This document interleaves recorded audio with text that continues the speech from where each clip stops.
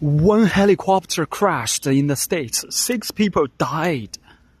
One of them was the CEO of Siemens, Spain. His name was Agustin Escobar. His wife and 3 kids died at the same time. It's very heartbreaking. Absolutely. I just wonder why they got about one chopper.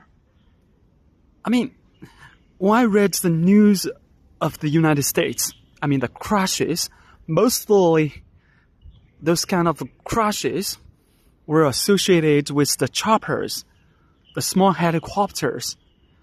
This guy took his wife and 3 children in one chopper. Personally, I just think that was not very suitable. Some of the big companies have their own rules. When the executives, some executives, the chief managers, when they take a business trip to one certain city, for example, to London, so they normally do not book one plane. They just book the separate planes to go there. In case any tragic accidents happen. So that is why. But for this family, it's really very heartbreaking. The whole family member died in this chopper.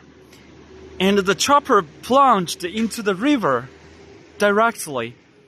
They didn't have any chance to survive. His children, 3 children, 2 of them were below 10 years old. One was 11. They were so young. I don't know whether their parents, particularly their father, had any fault or force for this part. I'm not sure. I personally, I think it's a little bit risky to take the chopper. They can hire a luxury automobile. They could hire a luxury automobile. They could hire a chauffeur, and they could drive to everywhere. Just drive. If you want to go to a long distance city, maybe they can fly with the big airlines. That is much better, I think. I'm not pro for this part, but I think those 3 children were so unlucky. Their lives were so young, and they were killed in this one accident. Incredible. And also the guy who was the executive of Siemens in Spain. And this is, maybe it's a blow for the company too. Okay, guys, I personally suggest you to book the separate planes if you go with your family to somewhere, particularly when you take a chopper, take a helicopter.